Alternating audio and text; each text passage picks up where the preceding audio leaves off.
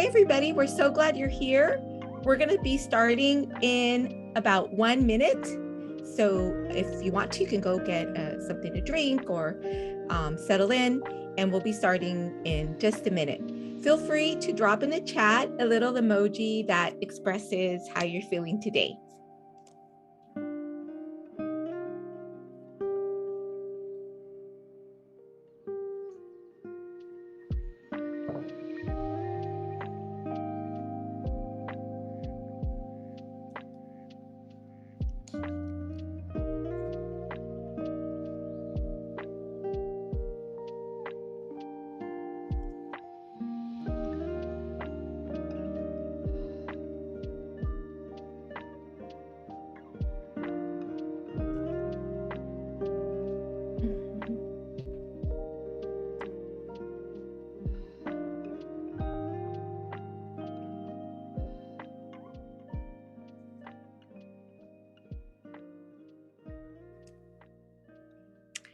Okay, thank you so much, everybody, for joining us. I'm Leti Terrones, and I'm a librarian here at Cal State L.A., and I want to welcome you to our Library Live session for today. As many of you know, we have these Library Live workshops almost like every other Tuesday in the semester. But we were away for a little bit because of spring break, but now we're back. And I'm really happy to have a special guest today, Iris Aceves. She is the lead coordinator at the writing wing of the Center for Academic Success. And Iris has for you a really cool workshop today that is going to teach you some strategies that you can put to use right away to be able to read the academic literature that you have to read for your classes, those academic articles, in an efficient and smart way.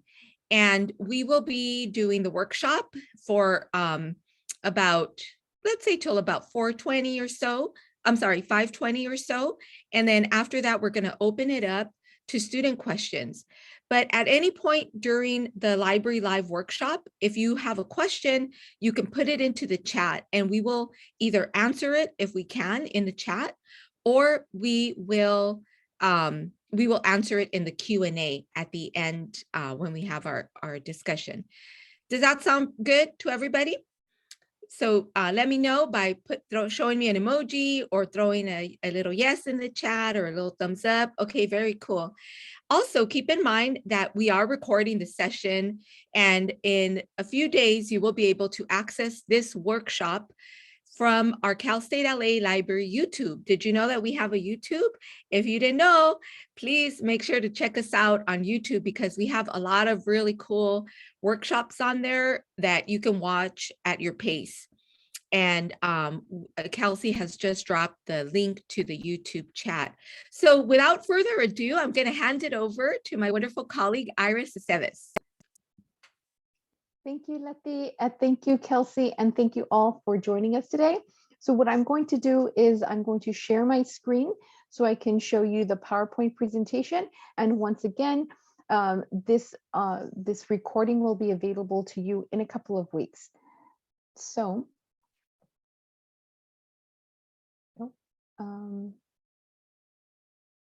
sorry.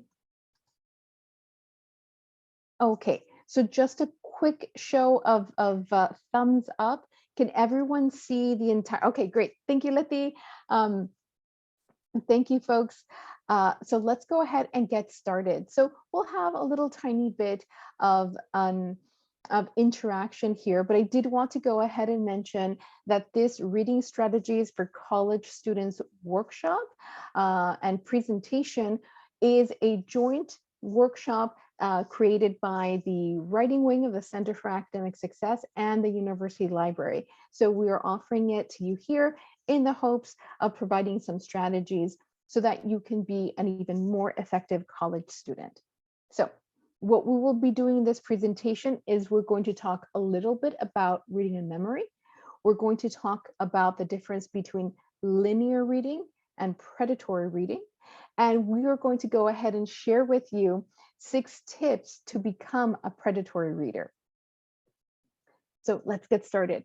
With a thumbs up feature on Zoom, let's go ahead and get a little sense of what's going on here. So have you ever read an article or a chapter for homework and forgotten what it says within a few hours? So Azim, I see a thumbs up. So thank you for letting Ruth, thank you.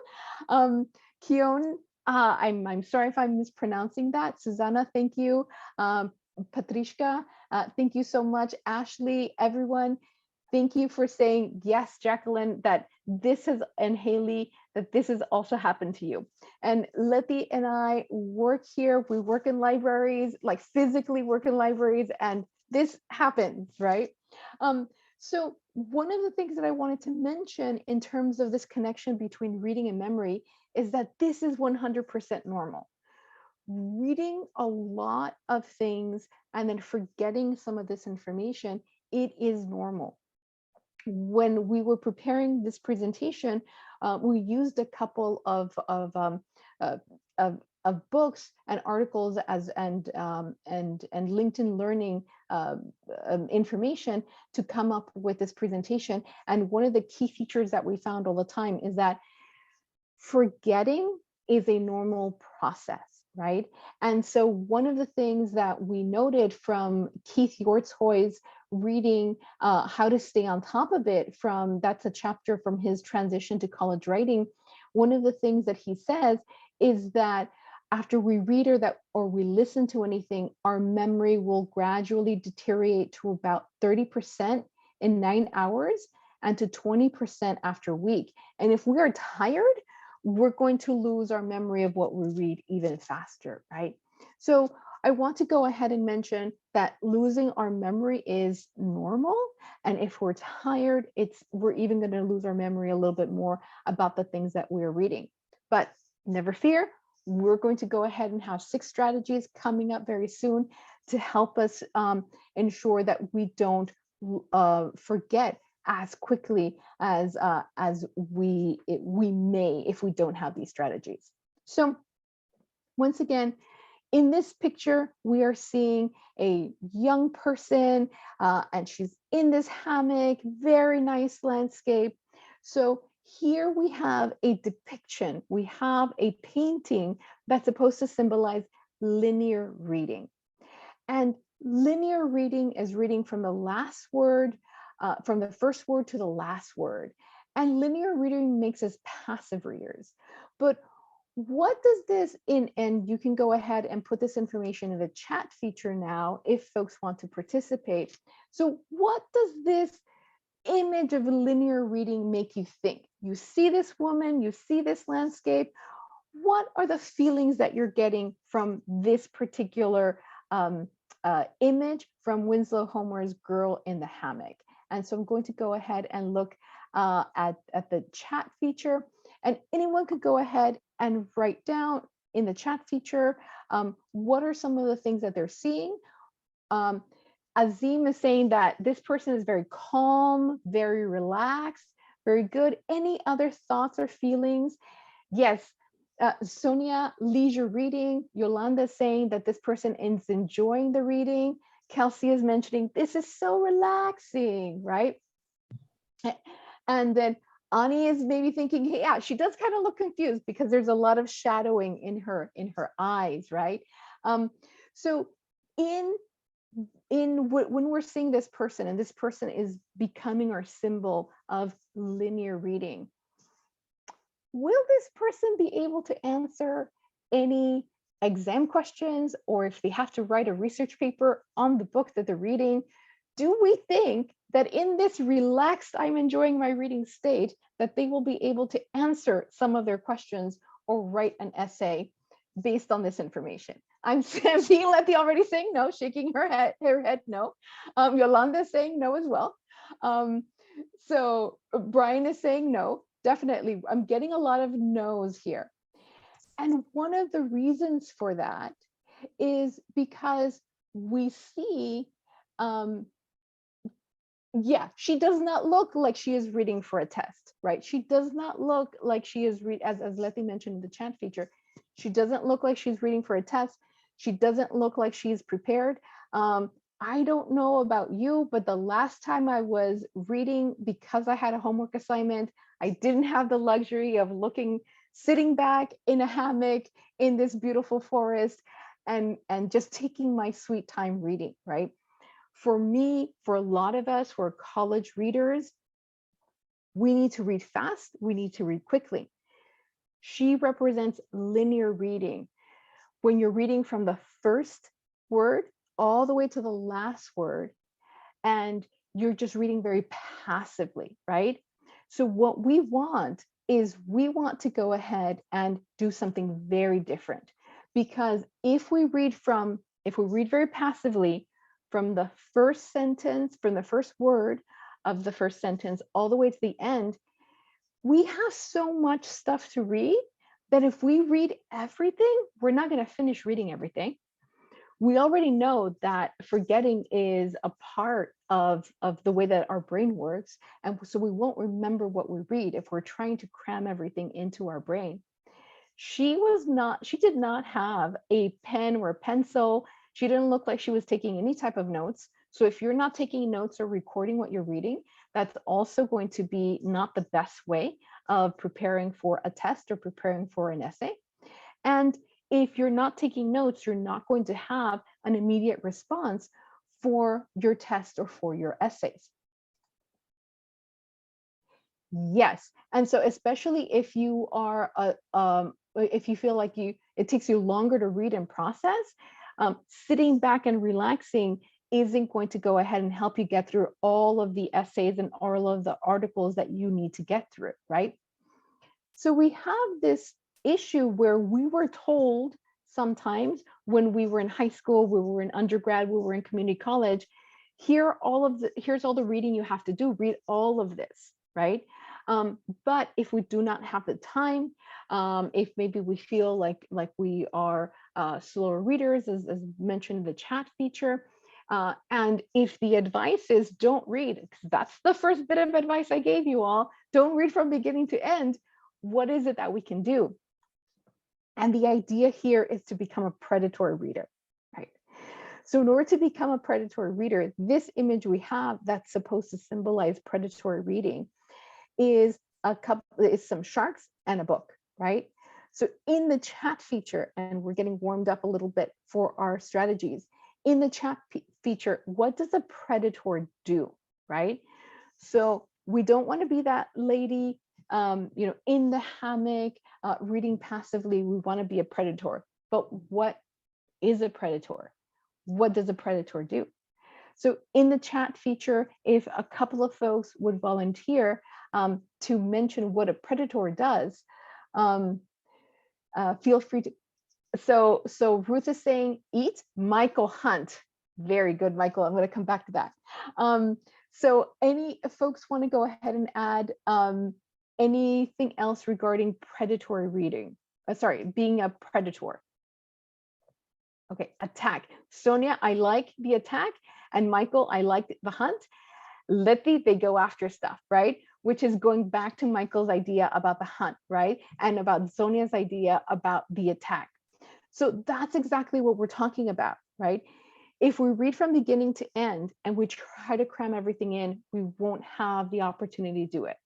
But if we hunt, if we attack, if we become a predatory reader, then we're going to be able to survive. Because yes, as Letty is mentioning, predators eat to stay alive. And for us as college students, we need to read, but we need to read effectively. We need to consume a text and get what we need out of it in order to survive college, right? So that's the idea here behind the reading strategies, is that we are going to become predatory readers because we're going to hunt, like Michael says, and attack, like Sonia says, the reading. We're gonna go ahead and consume the text, as Keith Yortzhoy points out. So how are we going to do this?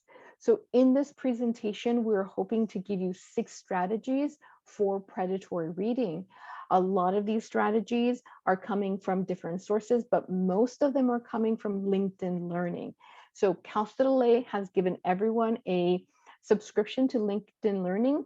Please feel free to log on to LinkedIn Learning and look at some of these strategies from the original courses, right? But we're going to go ahead and look at some of the best ones that we have found when we prepared this presentation. And yes, LinkedIn Learning is free. Just like LinkedIn Learning is one of the tools that I suggest that all students look at. When you log on to My Cal State L.A., you'll see on the left-hand side a lot of things that you have access to, like Canvas, so you'll have your access to Canvas and other things like that. LinkedIn Learning is one of them. Please check out LinkedIn Learning. Another free service that you have from Cal State L.A. is Grammarly. And so that's another thing that I would suggest that students check out as well. And thank you. Letty has dropped the URL for LinkedIn Learning as well. So let's get started with our 6 strategies for becoming a predatory reader. And one of the first strategies is that, like Michael is saying, hunt, like Sonia is saying, attack. Our first strategy is that we need to pick and choose what are the most important parts of our articles, right? So this is called the multiple reading process. You don't have to remember that. The idea here is that you pick and you choose what you're going to read. Because remember, we don't have time. If you have to read 10 articles or 15, you don't have time to read everything from beginning to end. So you want to pick and choose what are the most important bits of the article. So in terms of picking and choosing what's the most important thing, if you have an article, the order that you want to read is that instead of reading the 40 pages from beginning to end, you want to only read the abstract, and then you're going to skip to the introduction, and then you're going to skip to the conclusion. So the first time you read any article, you're only going to read the abstract, the introduction, and the conclusion. And that's the thing that you're going to do. Hopefully, you're going to get a lot of information from that. If you have more time, you're then going to go ahead and read the headings of each of the sections and the topic sentence. And the topic sentences tend to be the first sentence of every paragraph.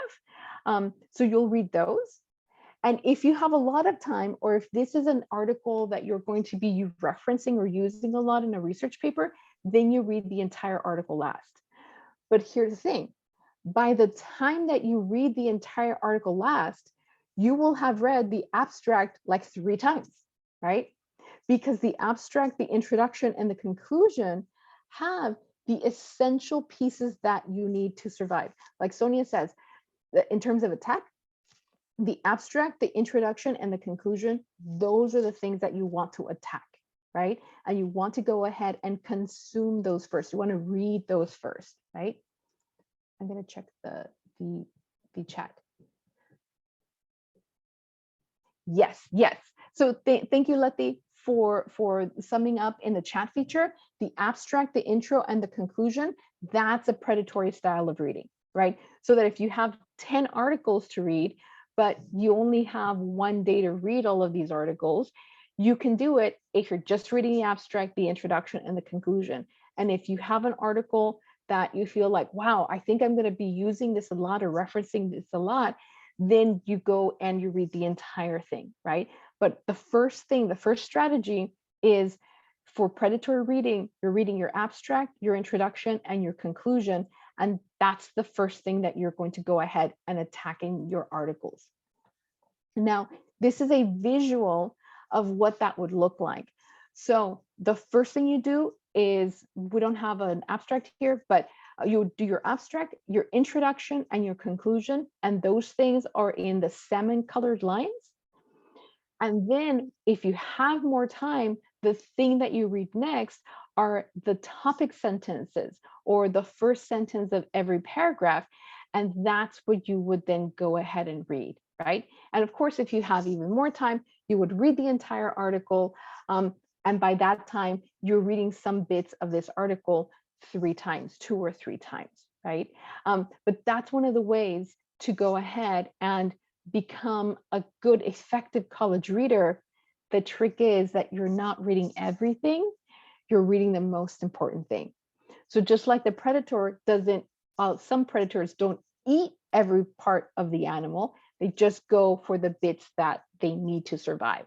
And I do apologize to any vegetarian in the room that this is the metaphor that we're using, predatory reading is. So now let's go ahead and go over to strategy number 2. Strategy number 2 is change your reading speed for improved comprehension, right? So you're going to go ahead and read, and we're going to remember, like when you're reading it, let's pretend that this is an abstract or the introduction or the conclusion, right? And the abstract or the intro or the conclusion or 2 paragraphs long. So the main idea or the topic sentence is usually the first sentence of the paragraph, and that's in the orange color. And so we have 2 paragraphs here. And so we have 2 orange colored lines. And then we have all the information of we have the rest of the paragraph in this blue color, right? And on the side, we have this sample essay. Sorry, we have the sample paragraph. So what I'm going to do is I'm going to model what I mean by change your speed in terms of change your speed when you're reading. So I'm going to go ahead and read the bit in the orange rectangle. Slow down when reading the first sentence of each paragraph. Topic sentences tend to focus on the main idea of a paragraph. Don't miss the main idea by reading the entire paragraph at the same speed. This tip comes from Paul Nowak's Learning Study Skills course on LinkedIn Learning. He says maybe 80% of the time or more the first sentence is the main idea of the paragraph. So it's important to slow down here to make sure you don't miss that important sentence. So with the thumbs up emoji, did folks see how I was much slower in reading sentence number 1, and then I sped through the rest of the sentences? So I'm saying thank you, Bernadette, for the thumbs up. Susanna, Theo, thank you for those thumbs up. Maria, Eliud, sorry if I'm mispronouncing that, and Michael. So what we're saying here is for you all to become a predatory reader, you don't read everything, you target specifically what you need. And sometimes you need to actually read slower in order to make sure that you enhance your comprehension. Because the paragraph that we have in this rectangle, this orange rectangle right here, it's a very typical of the paragraphs that you're going to read in a lot of articles, where the first sentence says, slow down, or the first sentence is your topic sentence. And here it says, slow down, we're reading the first sentence of each paragraph. And then if you see, all the other sentences are supporting what that first sentence said, right? So even the last sentence that's a quote, it's like, why should you do this? Because 80% of the time, the information is up in the first sentence, right? But the big idea here, or the big idea of this paragraph is that you should slow down, because that's the technique that we're using. So that's strategy number 2 in terms of how to become a predatory reader, right? So this is one of the things that you want to go ahead and do. Sometimes reading slowly is going to help you understand, and it's going to go ahead and help you enhance your memory, yes, and figure out what is the main point of the paragraph, as Letty is mentioning in the chat feature. Okay, so another thing that we're going to do, so this is strategy number 3, is that we're actually going to go ahead and observe word choice, right? So very much like you, when you are reading an article, and what we see here is a cut and paste of an article. You do not have to read this, so please don't read everything that's in gray. But just like you as a college student, when you're writing your research paper, you come up with a blank page and you have to figure out what are the words that you're going to use in order to get your reader, usually your professor, to understand your essay, you need to figure out what words to use. Authors who are writing articles have to do the same thing that you are doing. So you as a college student need to figure out, what word should I use? The authors of all of these articles are doing the same thing that you're doing.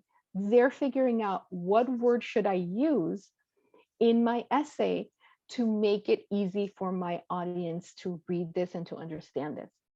So now we have a cut and paste here, an introduction from one of the articles that we're using. And we see that the authors 3 times are trying to help us figure out, what's the thesis, what's the whole point.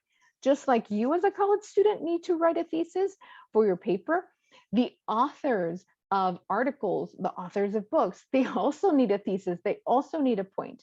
And here in the introduction, they tell us what their point is 3 times, but they use specific words to help us do that. So these are the words that you should keep an eye out for, right? So words like, in this article, we reiterate, right? They're going to tell you, we're telling you what this is about, right? We suggest, this is what we suggest, that our thesis about this is the correct way of doing things, right? And very blatantly, our hypothesis is, right? So as you're reading, it might be difficult because it's dense, it's a lot of material. But as you're reading, think that the authors of all these articles want to give you this information. They want to share this information. So the words that they're going to use are there to help you figure out what their thesis is, to help you figure out what they're talking about, what their argument is. And they tend to use some very basic words. When we know what those words are, we can start looking for them. Again, hunt and attack for these specific words, like Michael and Sonia had mentioned before, right? So some of the verbs, and they're usually going to be verbs. So some of the verbs to make a claim are argue, assert, believe, claim, emphasize, insist, observe, remind us, report, suggest. And this comes from a list of verbs for making claims from another book that Letty and I were using as reference in creation of this presentation. And then we said, hey, does this really work? And then in the article that we were using as a sample, we found the word suggest, right? So for example, these findings suggest, right? And so some of the verbs that you see here, hunt for them, attack them, look for them in the articles that you're reading, because they will let you know, haha, in this sentence is where the author or the authors have written their thesis statement, right? And that's something that you're going to very much need to know if you want to understand what the article is. Okay. And remember, a screen grab is perfectly fine, but you will have access to this PowerPoint presentation, in the next couple of weeks, I believe. Okay, so I'm glad that everyone is still with us and is finding that some of this information is good information. So another thing that we have, so this is our 4th strategy. So we have 6, so this is 4 out of 6. Another strategy that we have is taking notes, right? So very often you'll hear maybe your professor saying annotate, but in essence, they're saying take notes, right? And I know that I have a lot of my family members who teach in high school, and a lot of things that they emphasize in high school is like, you have to take notes, you have to take notes. So that skill, if that skill that was taught to you in high school about taking notes, bring that, don't lose those skills, transfer them into as part of your reading strategy as reading strategies as a college student, right? So taking notes is actually a really good reading strategy, and something that in that image that we had of linear reading, where the lady was just in a hammock, she didn't have a pencil. She looked like she was falling asleep, right? So annotating, taking notes is another predatory reading strategy. Oh, okay. And so Ruth will talk about if you overwrite, what you can do about that, right? So in terms of taking notes, I asked one of my tutors, hey, can I see a sample of, how you take notes? And so this is an image from, one of my tutors and their note taking. So one of the things that we have is, this is not a photocopy, but this is an image from their notes. And very clearly on the top, we're even seeing that the timing, this is an article that they, or a chapter from a book that they have to read week 2, right? So that's clearly on the heading, right? In terms of the notes, you see that highlighting is being used, but also next to each of the paragraphs, there's information about what this paragraph is about, or what's an important thing about the paragraph. So one of the things that Ruth was mentioning is that, oh my gosh, maybe when I take notes, I overtake notes, right? So one of the things to always ask is, after you read a paragraph, right? And hopefully when you read the entire paragraph, you will have read and slowed down to read the first sentence, right? After you read the entire paragraph, you can ask yourself, well, what is this paragraph about? So when you read the entire paragraph, and when you read the entire paragraph, you slow down for the first sentence or the first couple of sentences, you ask yourself, what is this paragraph about? And that's the answer to that question. That's what you write on the margins. And that usually is a one sentence response to your own question, right? And so in that one sentence response to your question, you've written, oh, this paragraph is about X, Y, and Z, right? Or this paragraph is about X.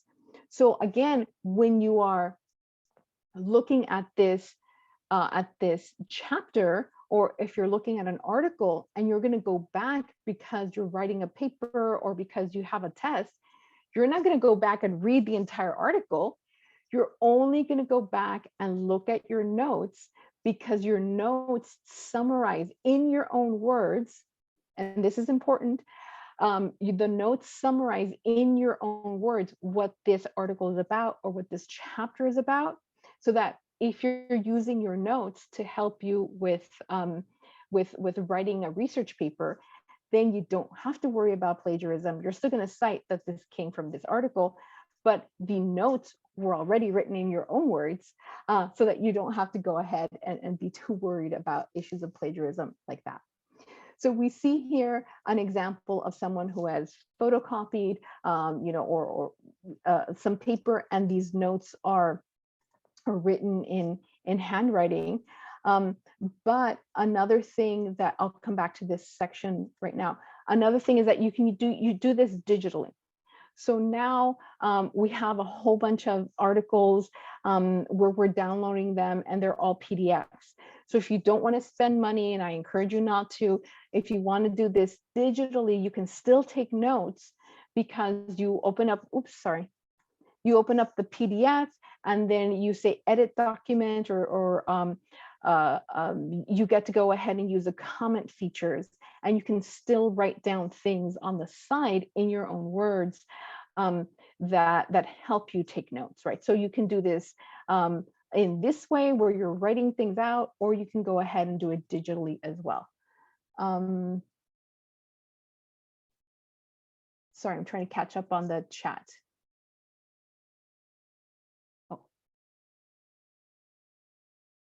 Yes, and Kione, sorry if I'm mispronouncing that.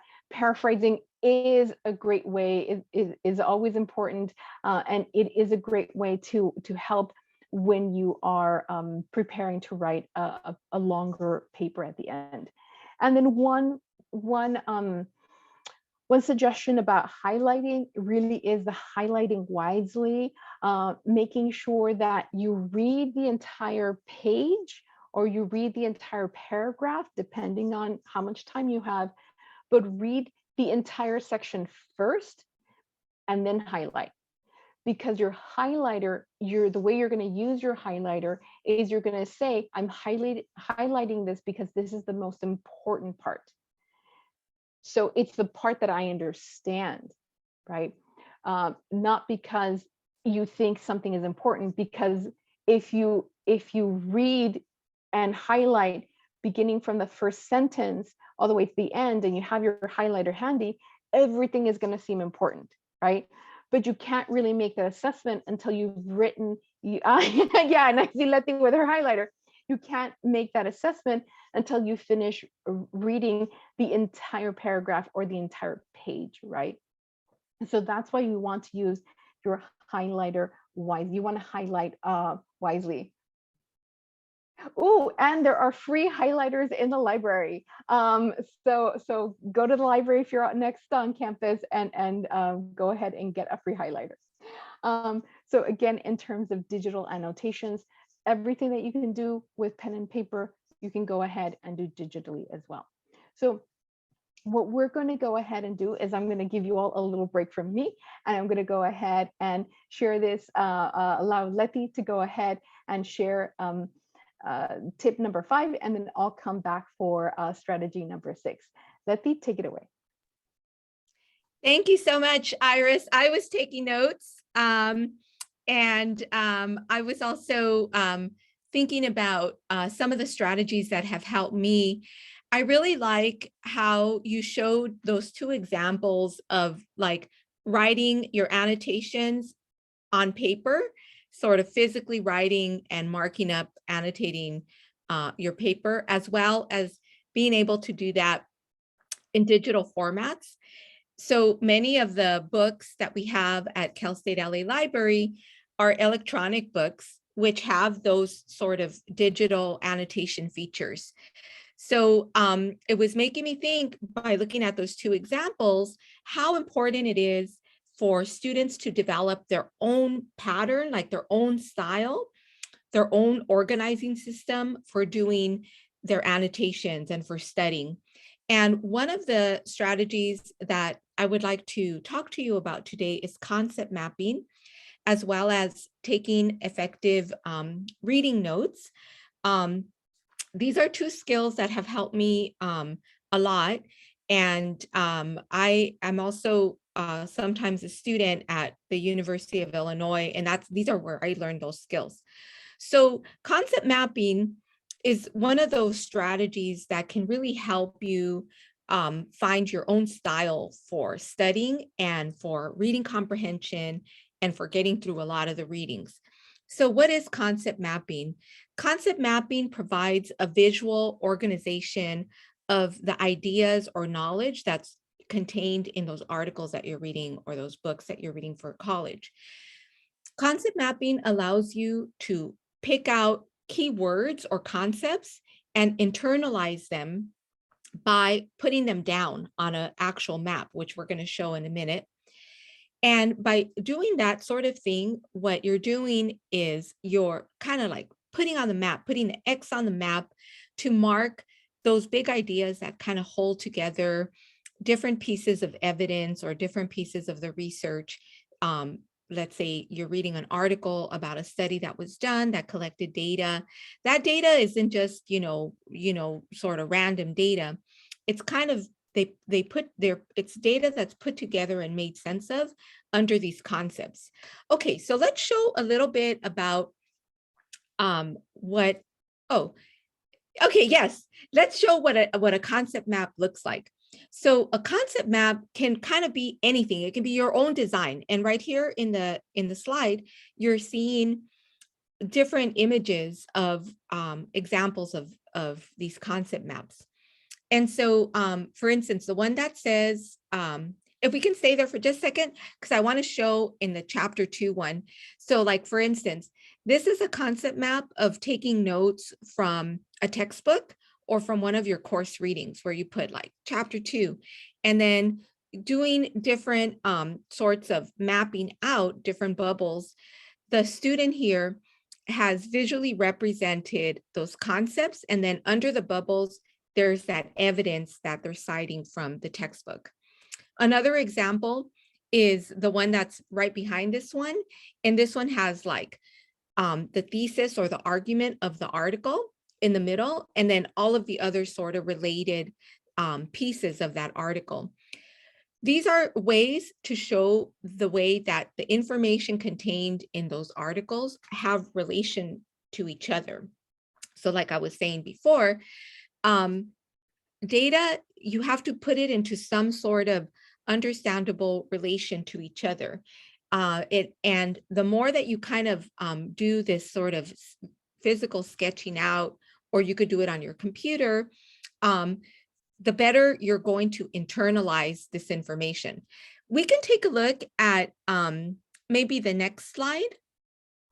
And here's an example of a concept map that I created using this article called Grit. And when you see, if we can go maybe back, I think like 2 slides, Iris, so the students can see the example. Okay, right. So this is the example, a very common sort of looking example of an article that, you know, people like us read, right?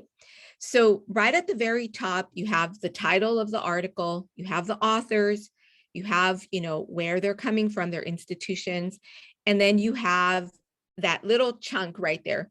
That's that abstract that Iris was talking to you about. The abstract is so key because the abstract tells us what is the main, like what's the topic of this study? How did they do the study? The methods they used to get the data. I think in this case, I think they interviewed or surveyed a number of people.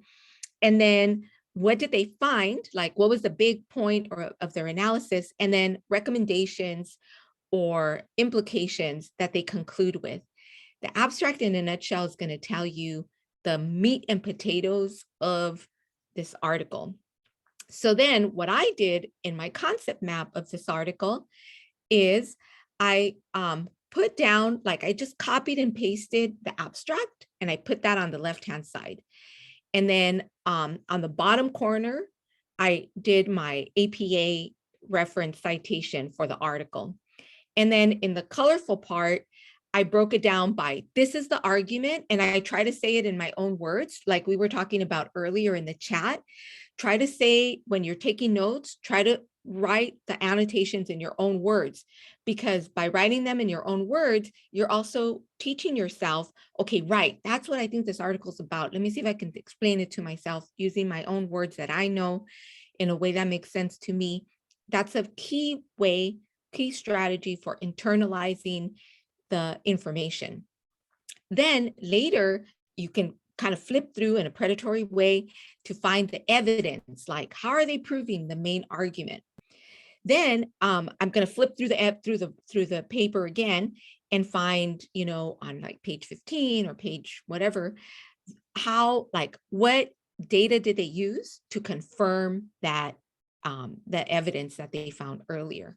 And then I also like to put like the confused part, because this is like the part where I'm still kind of uncertain about what this article is about or how did they do this particular piece. And the confused part is a really excellent thing that you can take to your professor during office hours. A lot of students, I encourage you to take advantage of your office hours. And a lot of students, including me, when I was a college student, I was really afraid to like talk to my professor sometimes, because like I didn't know what to say to her, or I was a little bit afraid of like, okay, office hours, I don't know what to do.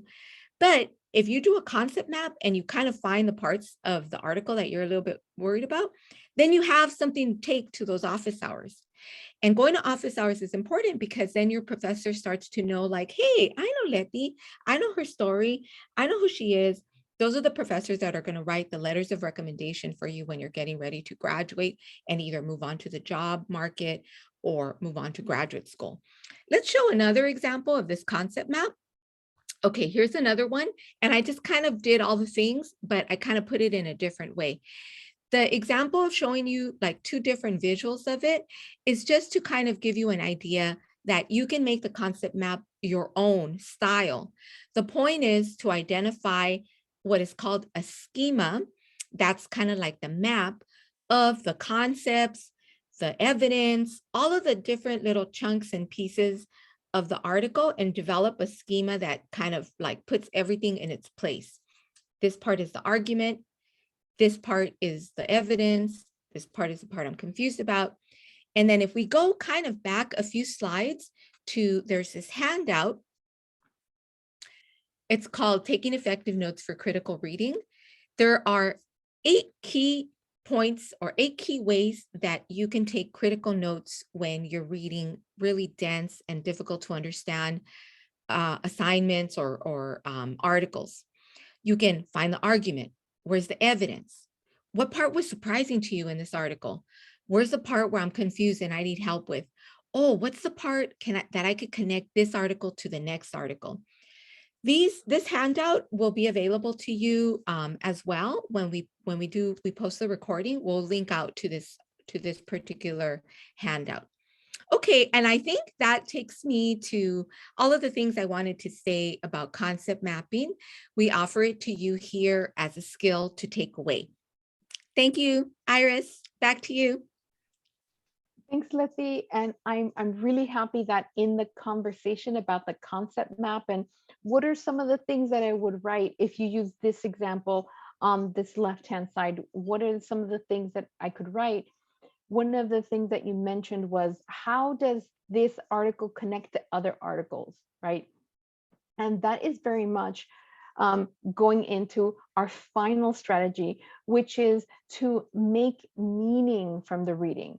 How does the article that I'm reading connect with all the other articles that I'm reading? How do all these articles connect to the class? How does maybe my class connect to my career or my major, and then my major connect to my career? Because very often I feel like, at least when I was an undergraduate student, what I would do when I was an undergraduate student is I was a good student. So I would do my assignments because I was asked to write this paper, right? And I did it. But what would have made me an even better student is that if while I was reading the paper, I was connecting it to everything that I was learning, right? So all of your articles connect with each other, especially if you're going to write a research paper. And then these research papers connect with your classes connect with your major connects with your future career, right? So this idea of making meaning with your reading from your reading, that's a really important one. And that's a very high level strategy here. And what do we mean by, connecting or making meaning from the articles that you're reading?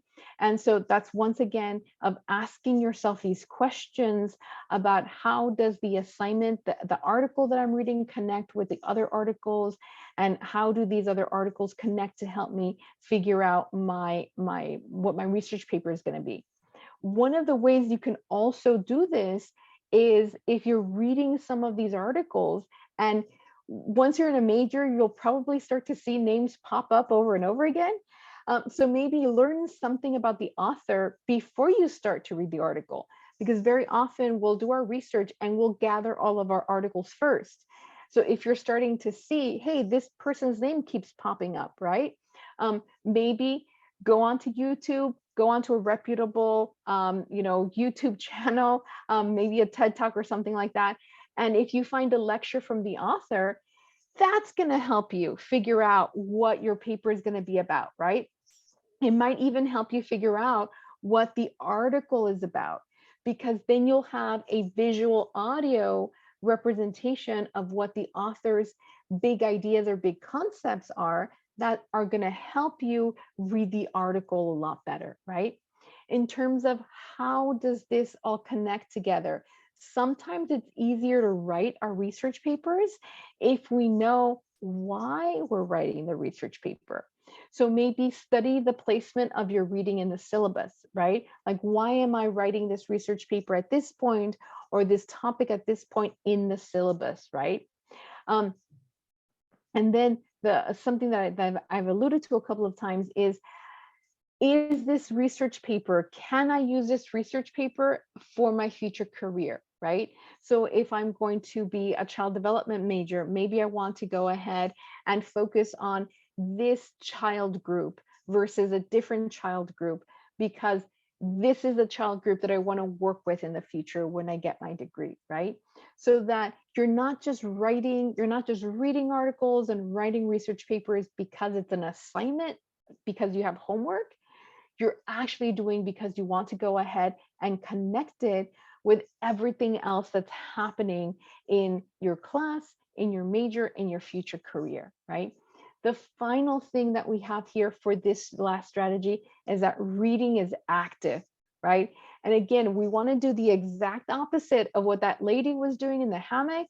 She was, practically falling asleep, right? So we want to do the complete opposite. We want to attack, we want to hunt, we want to attack, right? Because reading is active. You might look like you're not doing anything, but your brain is doing a lot. And if you're taking notes, your hands and your fingers are doing a lot of work as well, right? To go ahead and synthesize this information and write it down either on a PDF annotation comment section, or if you have a hard copy, to go ahead and write all of these things down. But reading is active. And one of the things that Letty mentioned is, if something in an article is confusing you, this is a great opportunity to take this to your instructor so that you can, have something to say during office hours. But it's also a great opportunity for you to go ahead and have a conversation with your peers, if you have study groups, and then also build those bonds that are pretty nice to have once you graduate, right? Because very often some of the friends that we make in college are the friends that we retain for life. So while this was a reading strategies workshop, we have made allusions to connecting with other people, with faculty, with your peers. But the idea here really is that reading is an active strategy. Yes, that reading is an active strategy that we want to go ahead and make sure that we remember, so that we're actively taking notes, we're actively reading bits and pieces, not the whole thing, so that we're actively slowing down and then picking up the pace in terms of our reading, and we're slowing down to really try to understand. So if we understand something, then the rest of the reading comes in a lot easier, right? And all of these things connect with one another and connect to each other. So because you have access to, you will have access to the reading, to the PowerPoint presentation. These are the works cited that we use to come up with the presentation. But we thank you all for participation. We have 5 minutes before we come to a close, but I'm going to go ahead and stop the share screen so that we can have a conversation amongst ourselves about what we've learned today. So the floor is open to you with questions or comments.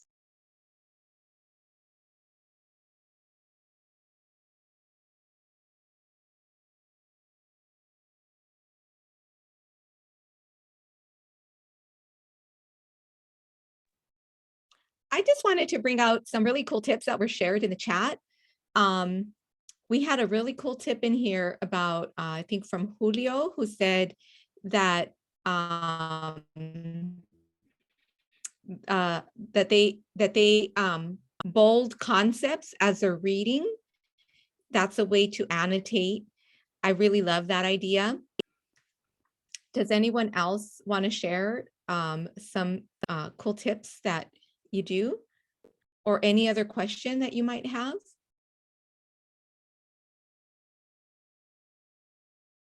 And I see Oh, I think Susanna's there's a hand. There's someone who has a hand up. Susan, go ahead. Hi everyone. I don't know if it'll help anyone, but I'm trying to help myself with taking notes on paper, but then when the professor goes over it, they add a bunch of cool stuff to what we're learning, but they're so excited sometimes that I can't keep up note taking. And my process of learning something and retaining it is read it, write it, read it, write it, read it, write it, type of thing. But if I can't catch it, and I don't write it, then it's gone within a few minutes. So I'm trying to teach myself how to do longhand note taking. What is it called? Shorthand? Yeah, shorthand. It's like Yeah. a code, right? Like code Yeah, like old school handwriting. secretaries used to take Yeah. um, the person's letter notes or whatever, and they would be really quick. And I was always amused when I was little because I would never see the notebook, but I would see the action. And now that I know what it is, I'm like, I want to be quick like them. So I'm trying to learn that for note taking. Yes, I like that. Keone, thank you so much for dropping the wiki page to shorthand if you're interested in, what is shorthand, what it looks like. And, what Susanna, it was making me think what you were saying, how I think part of the learning as well that happens is through listening. A lot of learning does happen through listening. So if you're feeling pressured to kind of like write everything, every single word that your professor's saying, so you capture it all, but that's causing like more stress or, adding more pressure, perhaps what you can do is like when you find yourself, okay, it's too much, I can't write every single thing down, to write down words that sound new, words that are interesting, or words that you can tell are significant.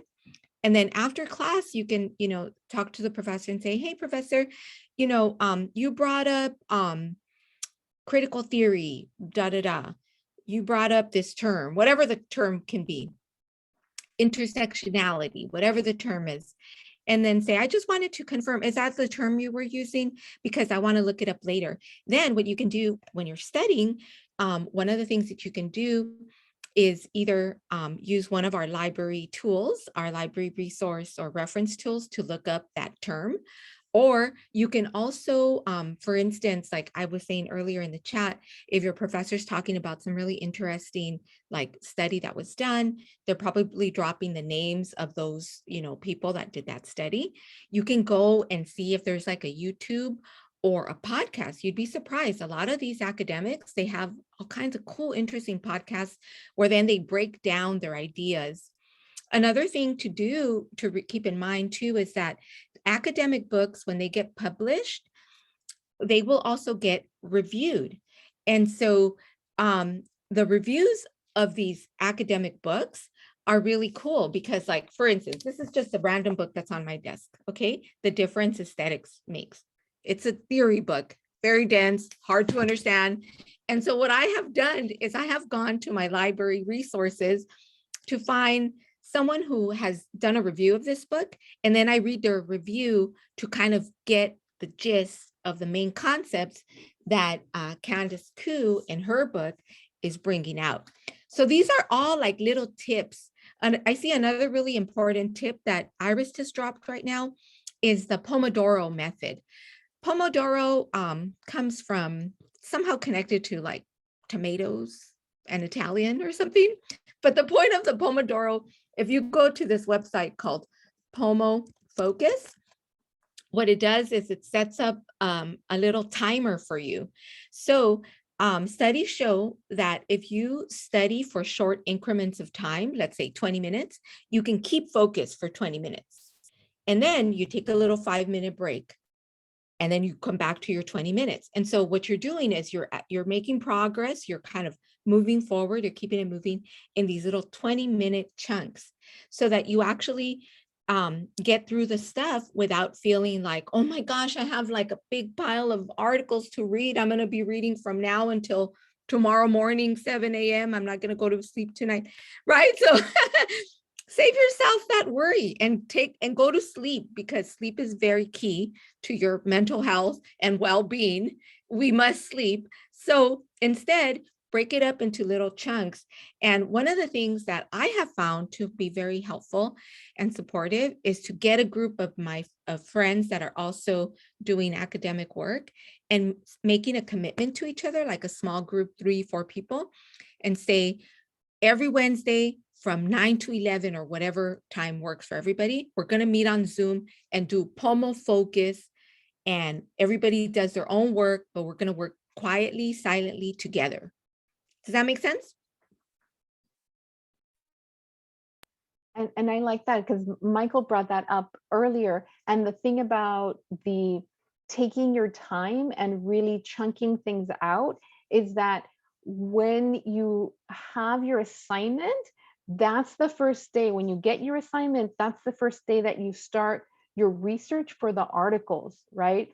So ideally, if the assignment is on your syllabus, then day one of the semester is when you should have started researching. If you just got your assignment, your prompt now, then go talk to the student research consultants to help you find your articles, and then start chunking them out so that you're not reading all 10 articles on one weekend, you're reading one article a day, right? And give yourself those 10 days or those 2 weeks or that month to get all of that work done, because it is tiring.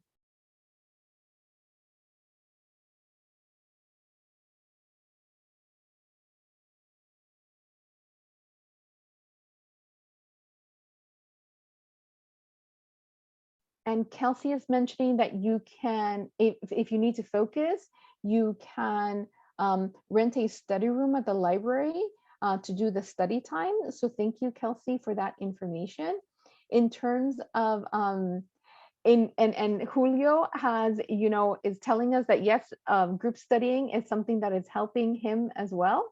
And in terms of the student research consultants, I'll pop the link there, but student research consultants are Cal State L.A. students whose job it is to help you figure out how to use the databases so that you can get all of your articles that you need for your research. So actually, Letty has dropped the link to get more information about the student research consultants so that you could go ahead and check them out, so that you get your prompt, you use the student research, you work with the student research consultants to help them to get some help from them to get all of your articles, and then you start reading your articles, not all at the same time, but chunking them out so that you have a lot of time to read. And since you're going to be taking notes, you're going to be writing your essay or your research paper by the notes that you are actually having, that you're taking on the side. So that helps out as well.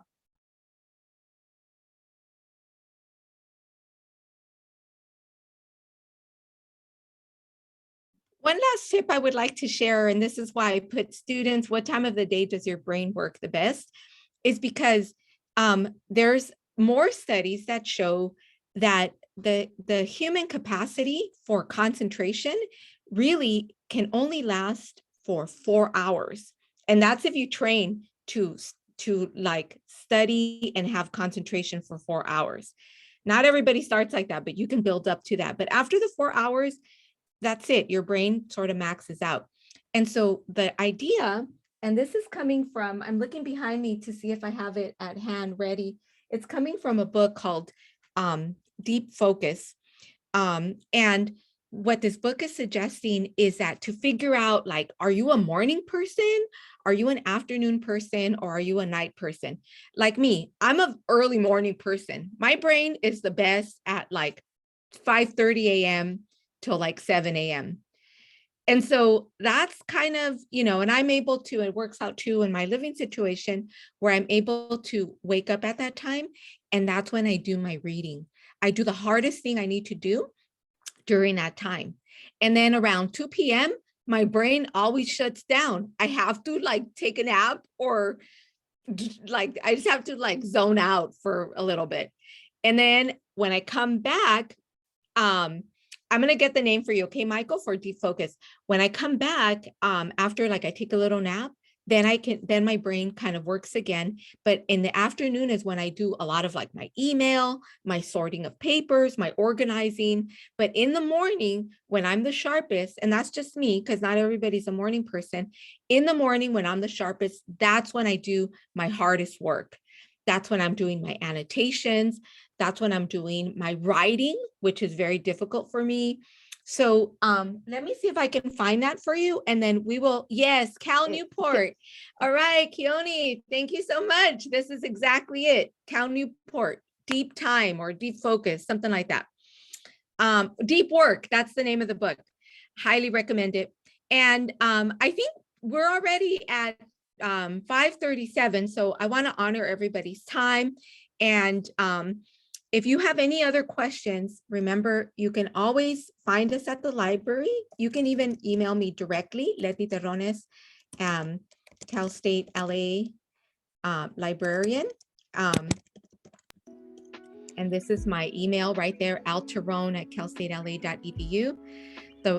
The Center for Academic Success Writing Wing is also available to email at cas@calstatela.edu. All right, students, so we wish you all the best. We know it's crunch time. We know that like this is it, right? We're heading to the last part of the semester. You can do it. You definitely can do it. You know, do your POMO focus, put your skills to use. If you feel overwhelmed, take a little break and find someone to tell if you're feeling overwhelmed. Okay, and we'll hope to see you at the library and at the writing wing, and we wish you all the best.